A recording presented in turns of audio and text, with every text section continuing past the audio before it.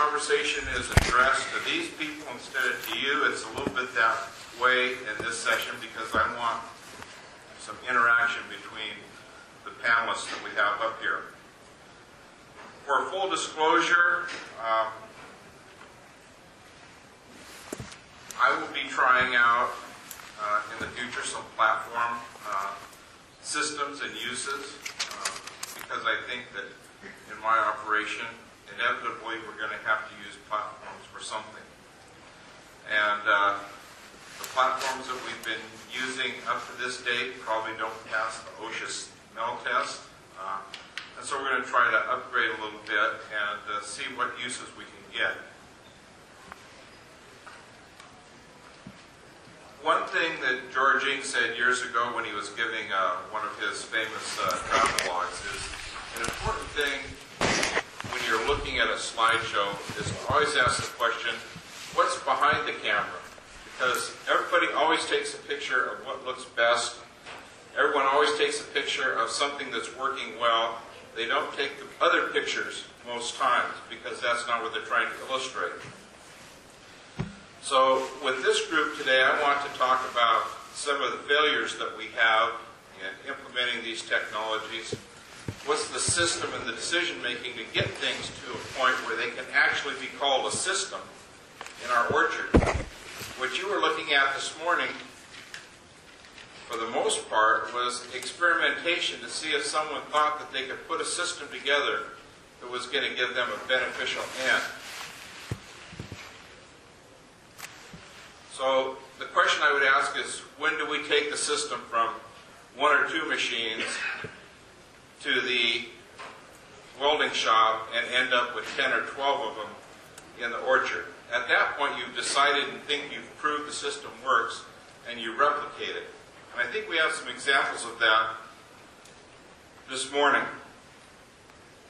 When this program was originally hatched, I looked at Tom's presentation and thought, what's different from what Tom has to say or to ask in his group and what we have right here? And so I think as we push, you'll see that we go, or try to go with these guys just a little bit deeper. But the original questions were along the lines of mechanization and automation. How do we incorporate technology? How do we bring technology onto our farm? And this isn't always an easy answer. How do we decide what the new ideas are, or how do we decide what the new ideas are that we should study? We talked a little bit at the beginning here about some of the impediments to getting something done, and I thought Tom's quizzing of the panel was good because if you don't have a foreman, for example, if you don't have a crew that's ready to work on something, you can't drop off the new piece of equipment and have it be ready to go. And then one other thing, which maybe in the example of platforms is labor, but are there some things that drive us to technology more quickly than we want to go, or than we can go? So with that, I want to, you've already met Don here. Don did a pretty good self-introduction. You saw some slides of Don's operation. But I'm going to probe just a little bit deeper. One of the first questions I talked to when I interviewed Don for this talk was, what color tractor? And Don, I think your answer was green. Generally. Your green tractor operation. And I asked Don, what's the average age of your orchard? And Don didn't answer me. And Don says, you have to understand, I'm 62. And then I didn't know Don before our conversation, and I'm thinking, does this mean that Don doesn't want to tell me what the average age is, or that he's not going to change his orchard? And then he said, you have to understand that I didn't get all new orchard, but we're in a system of constant renewal. And so I think you gave me, Don, an average age of 12 to 14 years, but you said that you were in a system of renewal where you were looking at systems that were in the 10 to 12 foot row spacing, 1,400 trees per acre. Is that Generally. generally explain your system? Okay, we'll pick on you a little bit later since you're our expert here, since you're the furthest from home. It's the least easy for people to check on what you do, and so you can say darn near anything and know that most of these people will never check you out. Does that give you comfort, Don? Well, the truth of the matter is I have some fellow employees in the audience as well as distant relatives and people we work with, so Okay. probably got to keep myself in check a little bit with my lying. Down at the end of the table we have John Verbrugge, Valley Fruit, tractor color, mixed guy, blue going to orange. And I'm asking this question at the beginning so that I can understand these guys a little bit, but whatever a person's decision, it has come about over a series of smaller decisions because of things they've experienced. And this is part of capital decisions that we all do. Maybe we get to different answers, but they're for certain reasons. Maybe we like a vendor, our access is there. John's average orchard age, he told me, was 15 plus years, but they were planting most of their orchards now in a 12-foot or 12-foot B system. Did I get that right, John? Yes. Okay. I'll come back to you in just a minute. Jerry. Jerry Haak is in the valley known as one of the Outlook boys. And that's because Jerry kind of farms in a small town area in between two larger cities with several people in your group. Some partners and some people you work with. Right. Tractor color, orange. Okay. And average age of tree. I got down here on the paper less than 10. Yeah, I think that's right. Is it less than 7? It's real close to 7. Okay. So, would you explain your system to us just a little bit, Jerry? You defined your system when we talked as a capital as needed system. And with your average tree age of 7 years old, that means you've got a lot of young trees. So you're looking at this capital usage as a system from the beginning. So from the day you buy the piece of property, what happens here in a brief? Well, briefly, what we try to do is get into production as fast as we can. And one of the ways we do that is, and since this is a capital question, we typically grow our own trees in place. And by using bench grass or sleeping ice, we're able to put the trees right down the row. And by not having to dig them up, I have found out that you can actually gain a year in growth and getting up to the top of the canopy. And what we end up doing on our ranch is a lot of it is looking at what Apple Fruit does, their advantage. And they've been doing that for years. And it's always amazed me when I go there that they can get a bench graft or a sleeping eye to fill the canopy space in 2 years. And that's our goal. So that's a place that we learn a lot of our processes from. And so that capital investment that we make with those sleeping eyes or bench grafts is a lot less than buying a nursery tree. So that's one thing we do. The other thing is that I've been planting a V trellis since the mid-'80s and typically have been pretty well sticking with the same planting spacing. We're at 12 feet down the row, and depending on the variety, we're anywhere from a foot to 32 inches down the row and 12 feet between the rows. So it's very uniform. It's what we've been doing for a long time, so the employees know all the problems with the trellises. We've learned how to not let the trellises fall over, even though this year we had a couple close calls. But all those things is part of our system in order to maximize production. And I think the new level of production that we all have to get to on most varieties is now 95 to 115 bins an acre. So if you're planning a system, you better have it figured out how you're going to accomplish that objective. Okay. So if I were to ask the question just for a quick rebuttal here, you would say that you've adapted your farming system so that you can mechanize it. Well, Versus the other way around, adapting the mechanization to fit what you want to do for farming. Well, you asked that question, and I would say 5 years ago, I was on the side that said that I will plant my orchard around the technology to make the technology work. And I've now switched. I don't believe that anymore. I think production has to trump technology.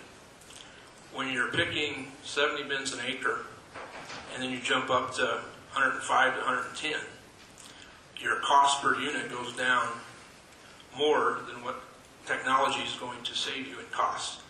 So I'm now on the side that would say production has to trump technology, and technology is going to have to figure out how to make it work in my system that's producing 100 bins an acre. I don't want to go back using the technology and go back to 70 bins an acre. So if there's a new system that can use technology and meet my criteria of 100 to 110 bins an acre, I'm all over it. I think, Don, when we first talked, you said you were budgeting 60 bins per acre.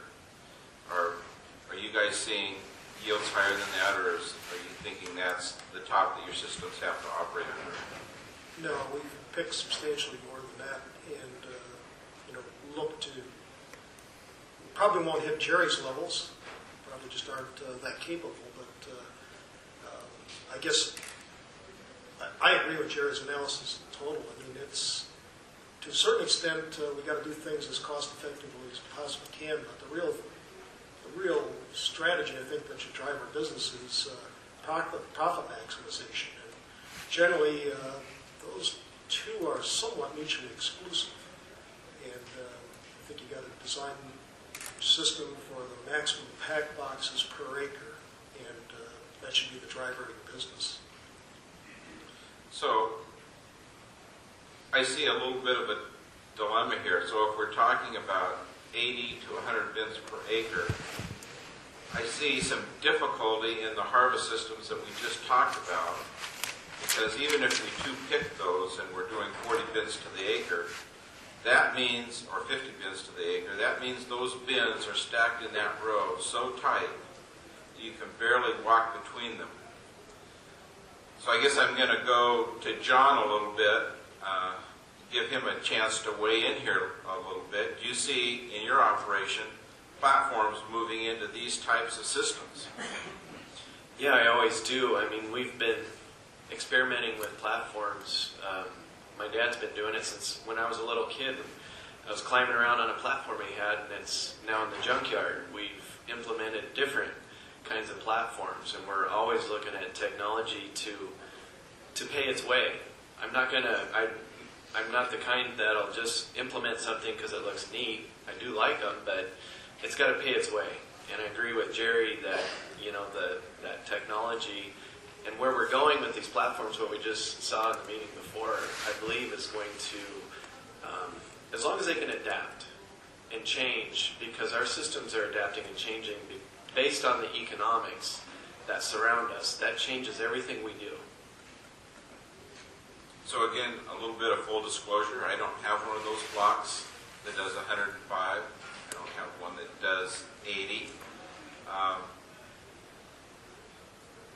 But from a competitive standpoint, I feel that you're in a way better position, Jerry, than I am on these varieties and your unit costs.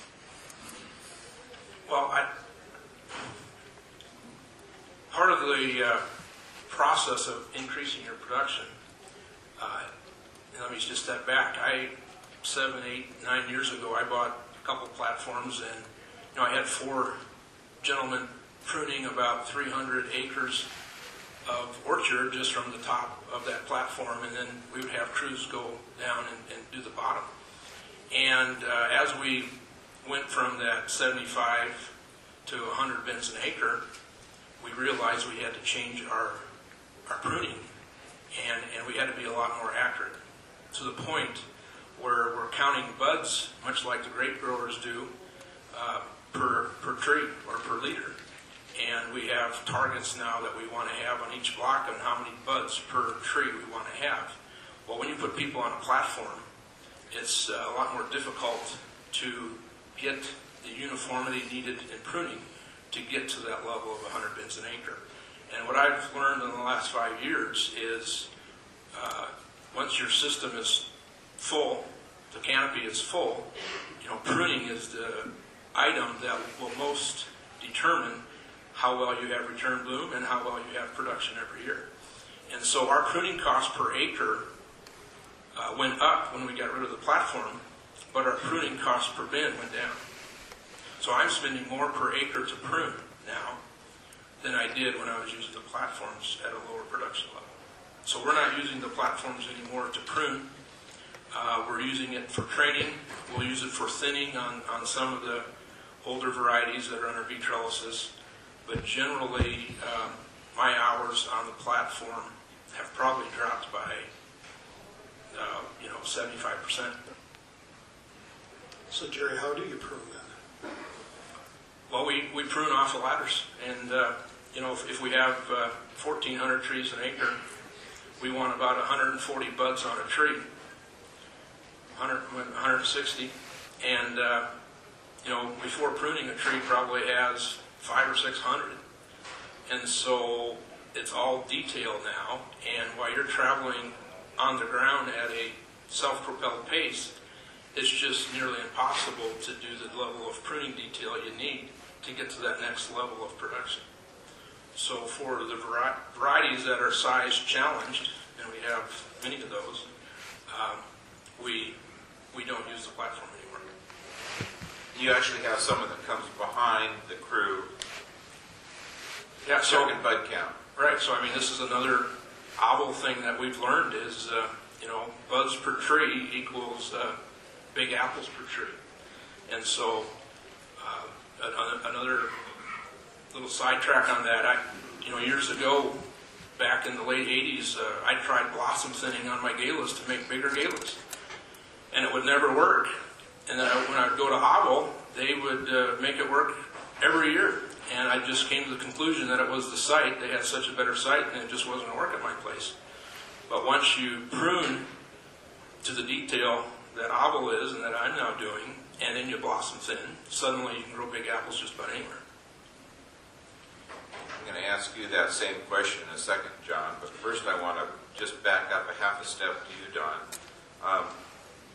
A number of years ago, a number of growers had a strategic discussion, and we looked at our man hours of labor per acre and the varieties we were growing, and we said, we're just using too much labor. We're doing too much detail work. We need to go the other direction.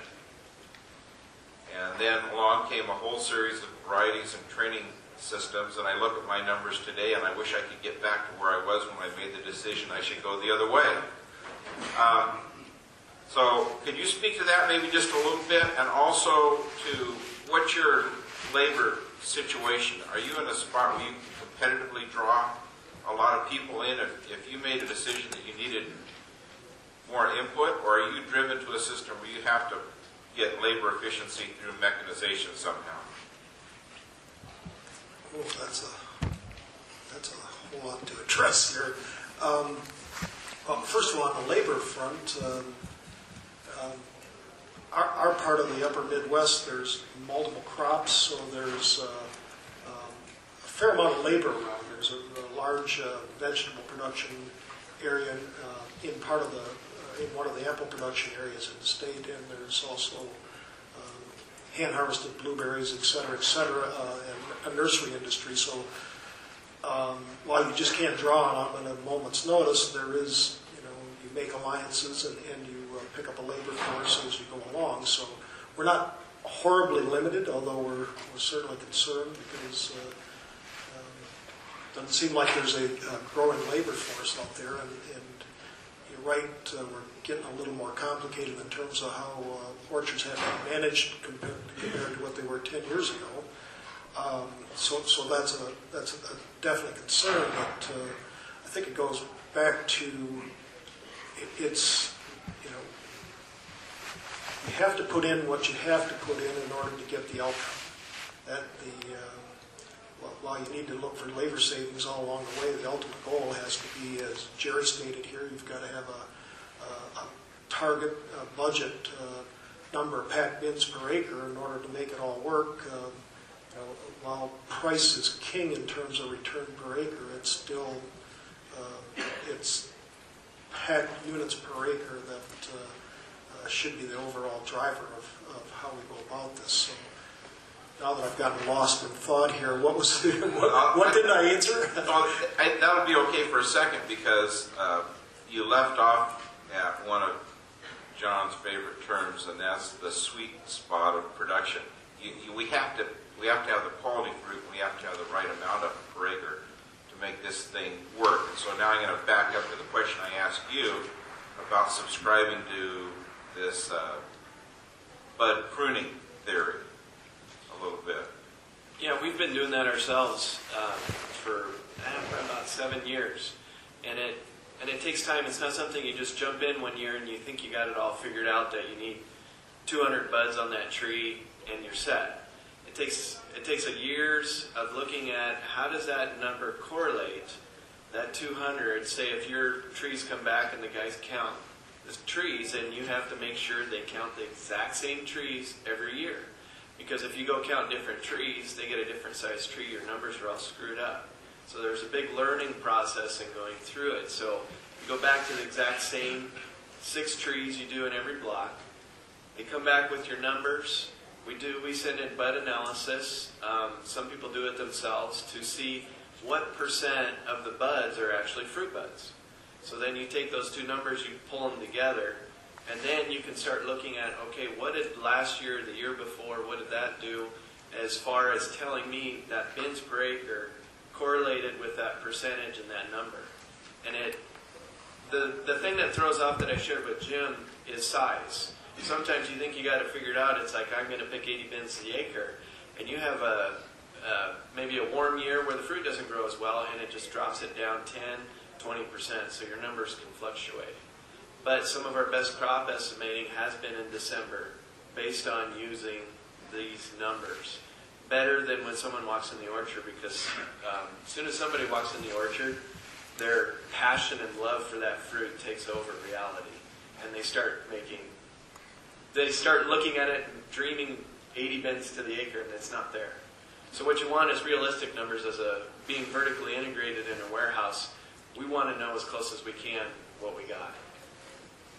Okay, so what does all this have to do with mechanization and automation? These are tree systems. I think it's important because what you do in one system affects what you do in another system.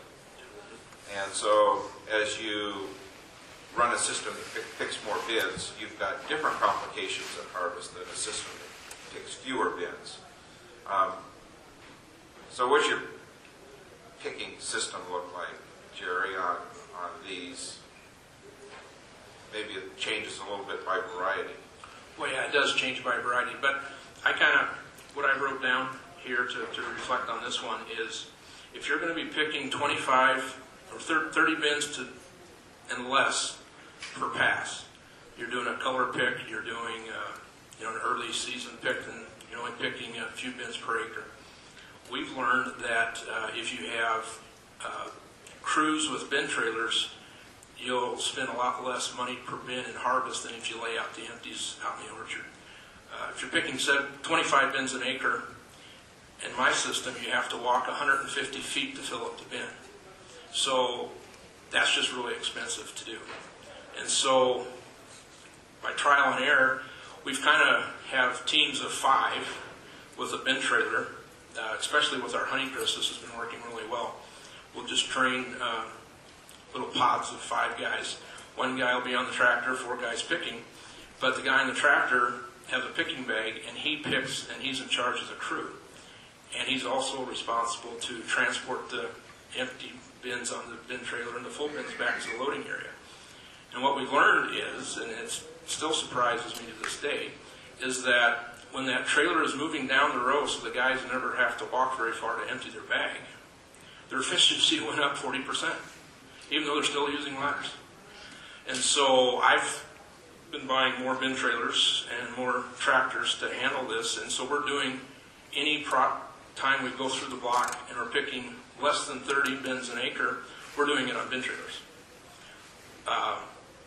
And back to the Honeycrisp scenario is, what's also amazing on that is each of those guys is making about $175 to $200 a day based on what we're paying. And when we lay out the empties, they make about $120 a day. So their efficiency's gone up, they're making more money, and my cost is actually lower than if I laid out the empties and paid a competitive rate. So that does tell you that having a machine move with the people is a good thing. I just haven't implemented the bulky machine and still use ladders. We don't have a real tall trellis, so a lot of the fruit's picked from the ground. But I think that's the other thing. The other thing that I see in a lot of orchards that we've kind of shied away from is all these systems. The wire now is about 2 feet off the ground, so if you want to get from one row to the next, you got to crawl literally on your stomach to get to the next row half the time. So we've done our training so that the first wire is about chest high, and we still can maintain production. And what that allows us to do is we can go underneath the wires pretty easily in our orchard, and that helps with this harvest management tool as well. So you're actually harvesting 2 rows at a time, or Well, 3 rows at a time? If we're picking an early gala pick, we might be picking, 4 rows at a time in the one bin trailer.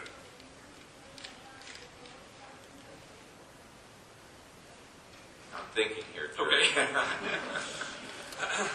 Because the wire is a problem. I don't know if everyone else has it, but I sure put them in my place. And, I look at some of those wires, how low they are, and I think, gee, do I even want someone to bend over that low to pick the fruit? Probably not my biggest gain in productivity in the orchard is probably not down at that 2.5 or 3 foot level.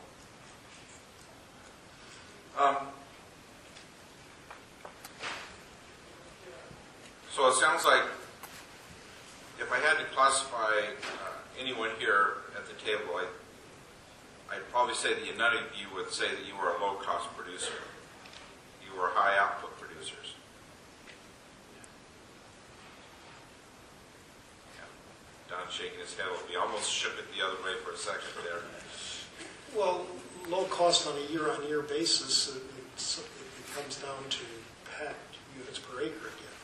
So, okay, it was a trick question, Don. You got the answer right. okay.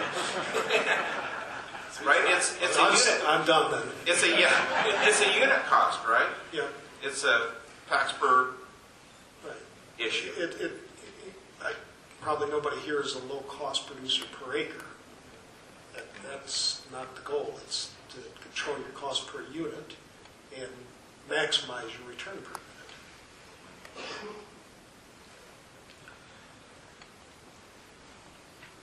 Let me relate to you a situation I think we've all found ourselves in at some time in our life.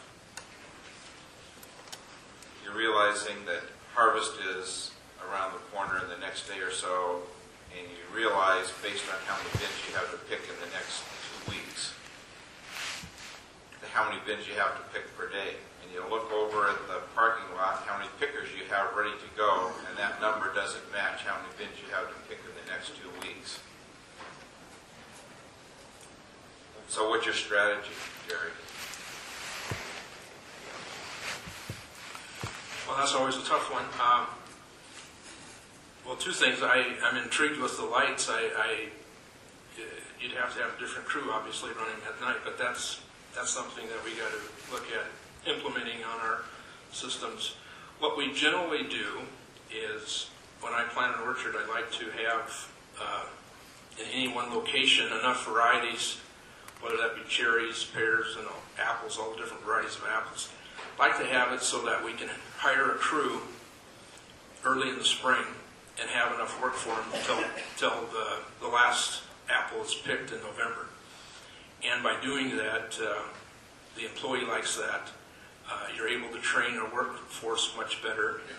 And a lot of times during the summer months, there's high school kids. I have a minor work permit, so we allow that. And so we're able to build up our crew pretty fast. And there's a lot of loyalty among the people that work for me that we're trying to provide near full-time employment versus hiring and firing at will. If we need them or if we don't need them, I find work for them to do. So I think I have a little bit of a competitive advantage on that compared to other orchards around that don't have that kind of a situation set up. So I have a pretty stable workforce. And during cherry season, I can attest that we have to turn many people away because they want to pick cherries, and we just don't have any more spaces for them. I thought I might get the answer of the two guys being chased by the bear, and that you were going to tell me you were just going to pay more than the guy down the road. But I don't think that's what you told me when we had our original discussion. I think you had a different solution. Well, it goes back to another thing that you learn when you have platforms is lack of uniformity reduces efficiency.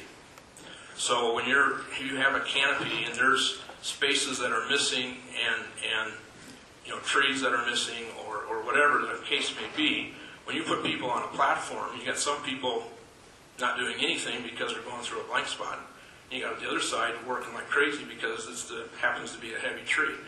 So that whole lack of uniformity, and that goes also over to when you're picking a lot of bins per acre, it's not difficult to have people come to your place to work, even if the piece rate per unit is less than a neighbor that's picking the same variety, but it's on a 12 by 18 or a 20 by 20 spacing. It's incredible how the difference in piece rates can be seen 3 miles away. And so I think what it gets down to is our workers expect to make X number of dollars per day. So it's up to us farmers to figure out how many units can they get to that level. And if you're picking 100 bins an acre, it's a lot easier to get to that level than if you're picking 50 bins an acre on a 20 by 20, 12-foot ladder, and you're picking Golden Delicious. So that's the answer, is you've got to create your system so that the people will want to work there. John? Well, the people have to be there first. And, our industry is continuing to plant more and more of what Jerry's planting, what I'm doing. And a lot of growers are going to 80 to 100 bins to the acre, and you start calculating out what does that require. When you start producing 80 to 100 bins per acre, to get through a 20-acre block, you're starting to look at cherry. Like picking a cherry block requires 20%, 25%, or more people per acre. So when you get a larger block like that, Jerry's absolutely right. It's got to be attractive to pickers, but you have to actually have people that show up.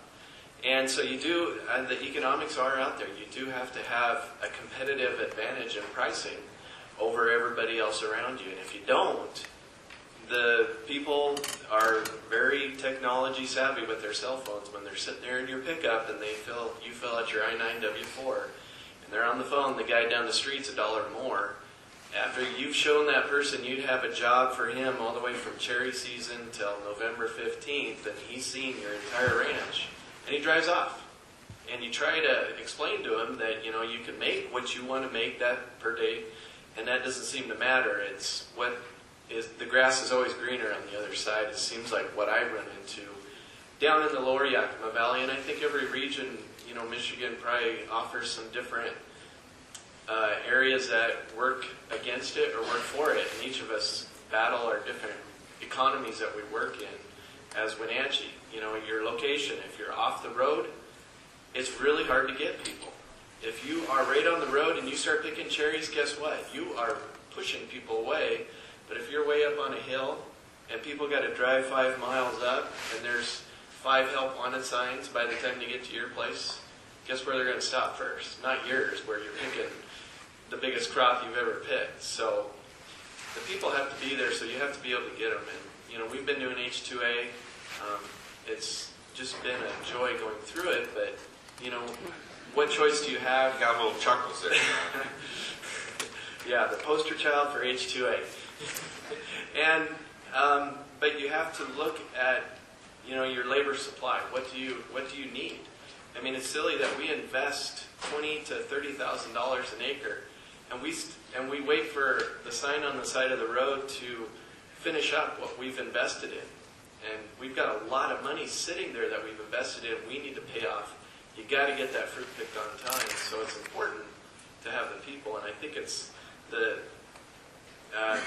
going to be a mix of the mechanics, the machineries coming in and working, H2A, and you got H2As driving up our minimum wage. Our minimum wage in Washington's $9, but the AWAR for this last year was $12 an hour. That is our new minimum wage as an industry, is $12 an hour. That's what you're competing with when you've got everybody out there with H2A labor.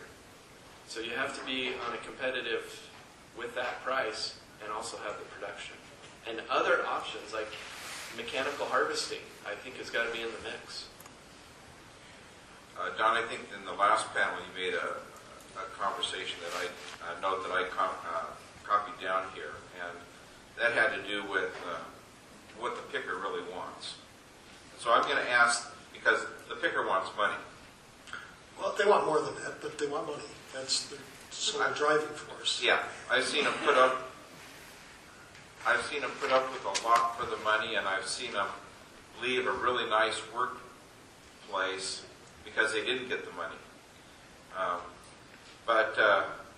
So given that the pickers want money, are we setting up a situation here, kind of spinning off of John's comment, are we setting up a system here where the system we put together really isn't answering the same question, because we've got the pickers that want money, and that's not necessarily what we want. Sometimes we focus more on, we want you to color pick, and we want you to leave 50% of the fruit on the tree, and we want you to pick the bottoms, and then we want you to pick the tops, and then we want you to leave early, and we're not focusing on the things we want matching up to the things they want.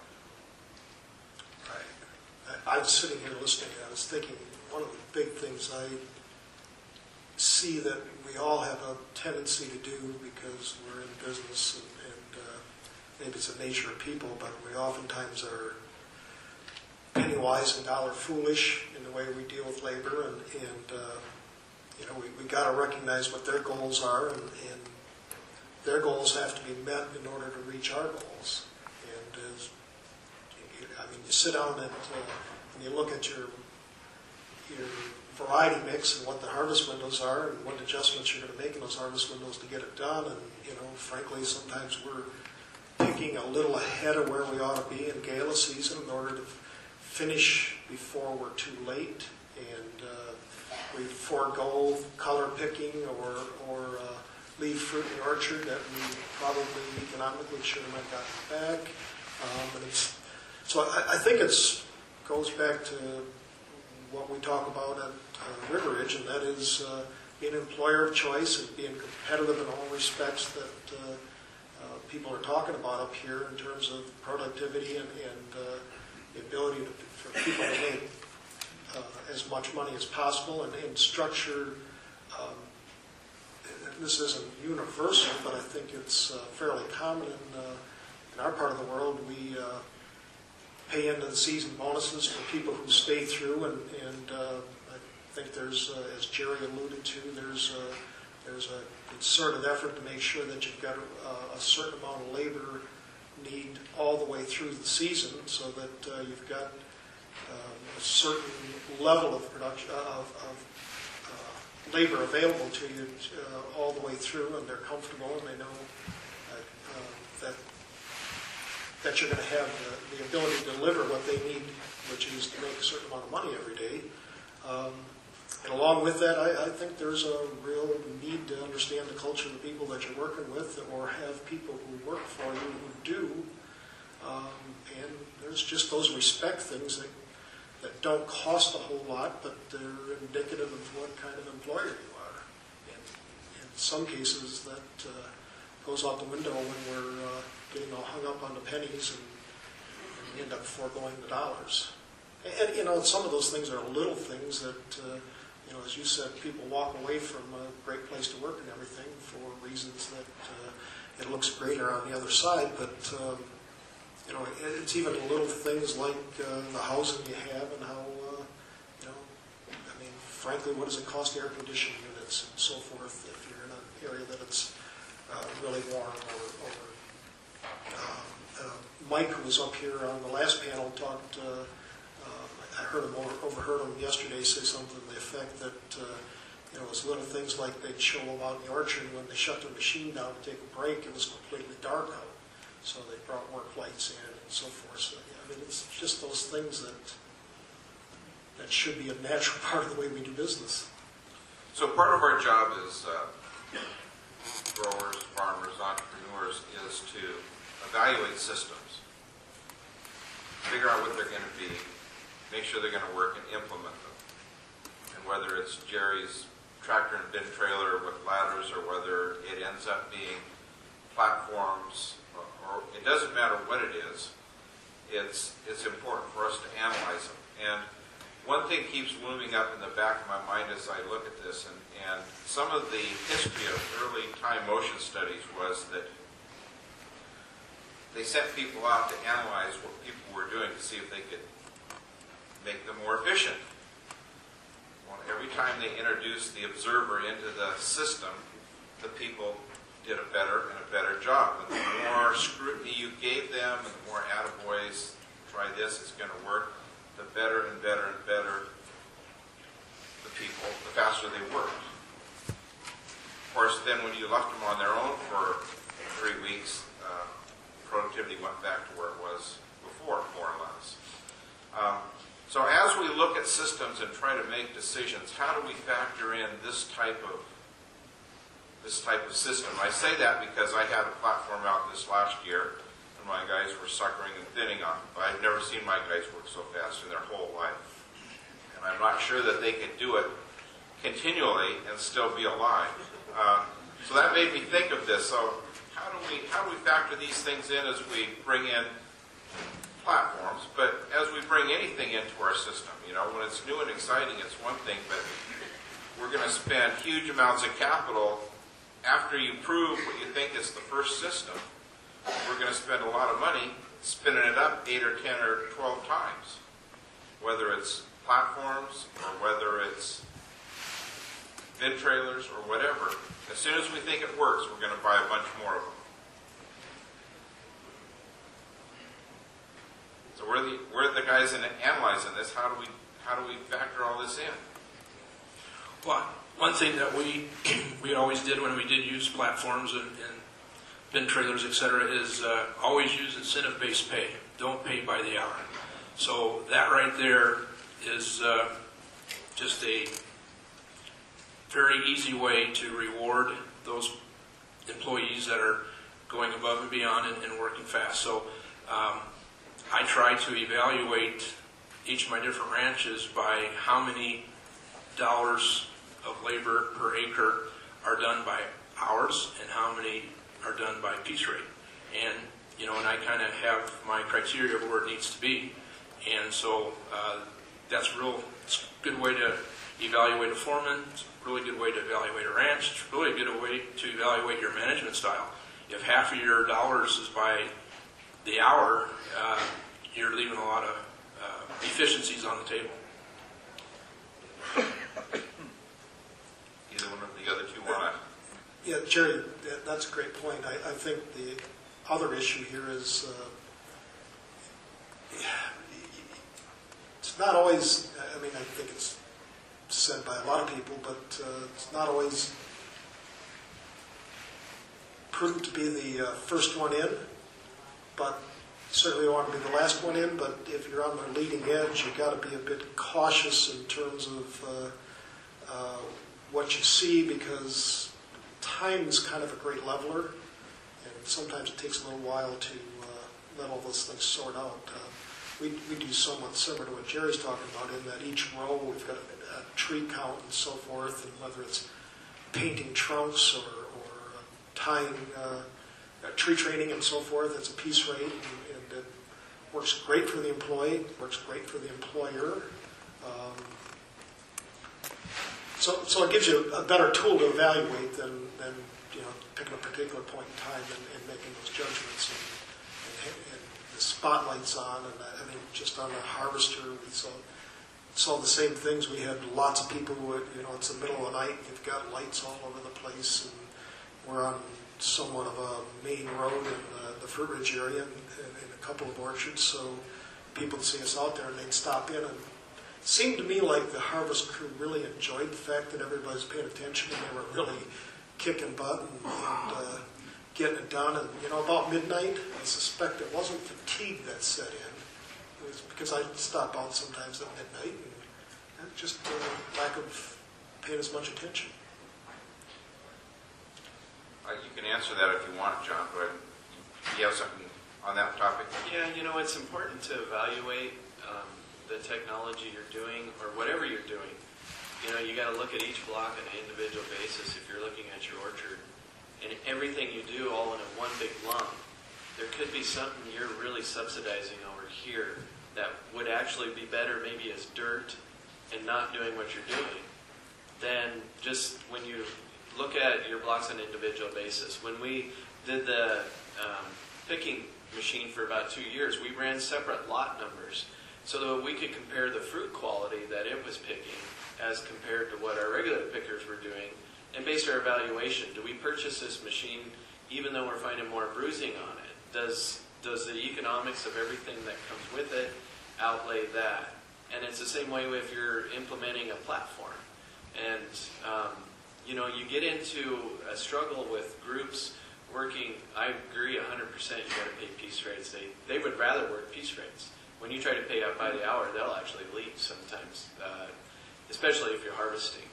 But when you're working in groups like that and you try to do a piece rate, you can run into some legal issues when you have 5, 6 people working together of paying a piece rate like that. So, you just have to evaluate those things. And I've done it. I looked at when we planted bench grass this last year.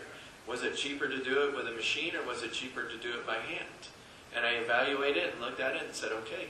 And, I worked with each of the crews on dialing in their speed. But evaluating each one of those things, and does it work? If it does, I continue with it. And the winner was? And the winner was the man won. The man always won. And, it's the economics of what we're blessed here in the U.S. with a great workforce, the Hispanic workforce. If we had to depend on Americans to do what they do, we'd be in big trouble.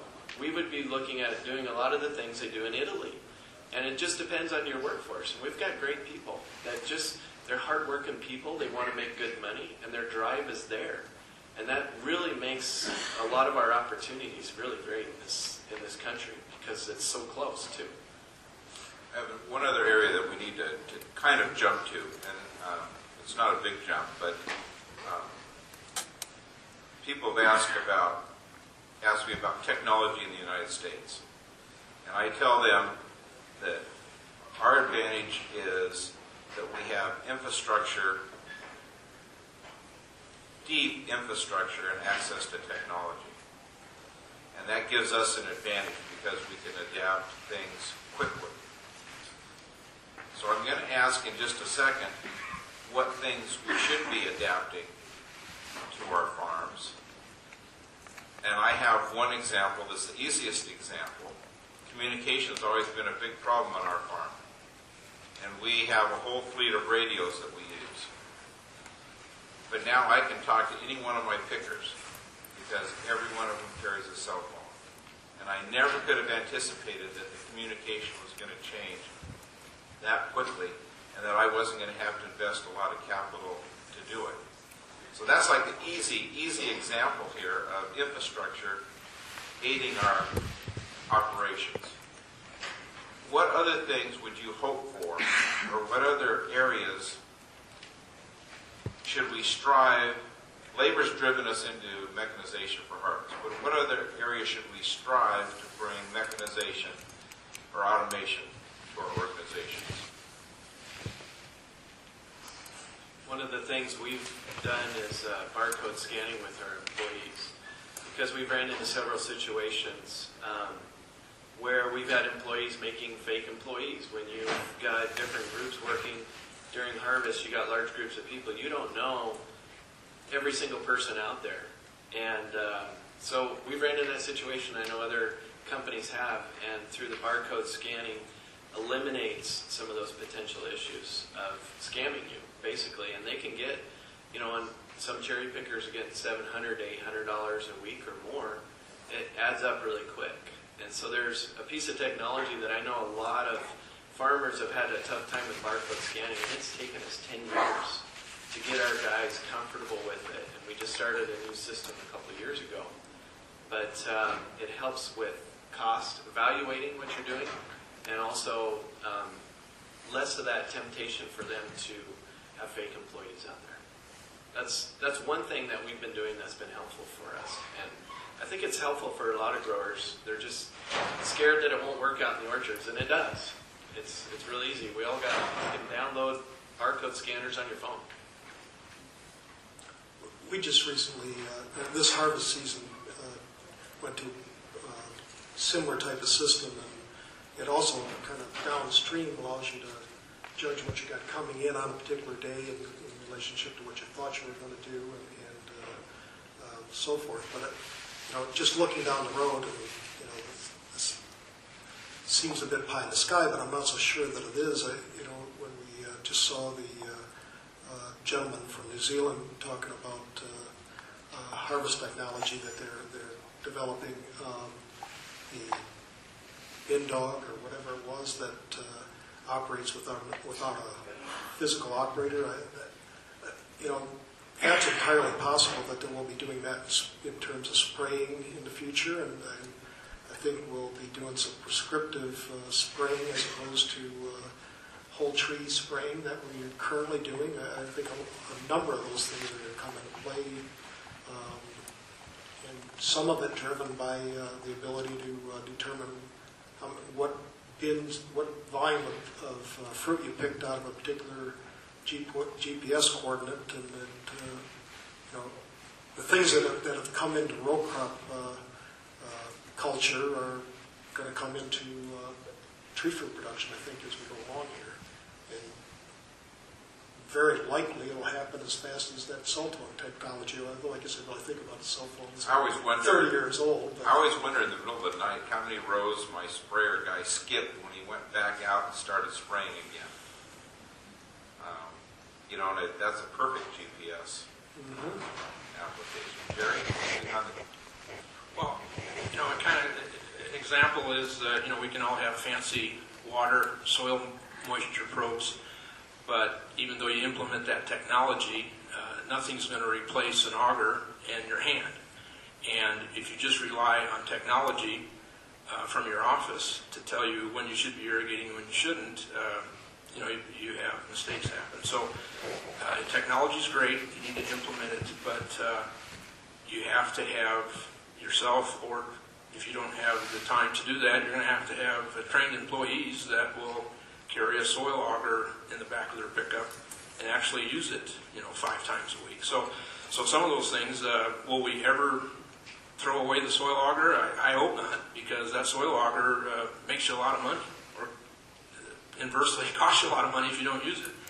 I think one that I've been implementing that is good is the whole fertility management and the technology of taking fruit samples and seeing what's inside the fruit, when it's 1.5 inches in diameter. That's maybe not a new technology, but pinpointing the type of fertility you need in your soil based on your unique situation, I think, is pretty important. So that's the technology we can all start to implement right away, and it's directly related to fruit quality.